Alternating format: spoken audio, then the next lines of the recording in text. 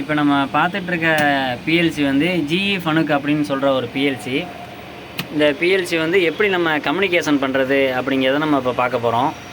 இந்த பிஎல்சி வந்து ஹார்ட்வேராக வந்து RS-232 அப்படின்னு சொல்கிற வந்து ஒரு அந்த இது கேபிளில் வந்து நம்ம கனெக்ஷன் கொடுக்கணும். கனெக்ட் பண்ணிவிட்டு இன்னும் 2 வந்து நம்ம லேப்டாப்போட கனெக்ட் பண்ணுவோம். அது கேபிள் வந்து RS-232. அப்புறம் இதை வந்து எப்படி வந்து நம்ம லிங்க் பண்ணுறது அப்படிங்கிறத நம்ம ஃபர்தராக பார்ப்போம். இப்போ இந்த கனெக்டரை பார்த்தீங்கன்னா இது RS-232 இந்த கனெக்டரு.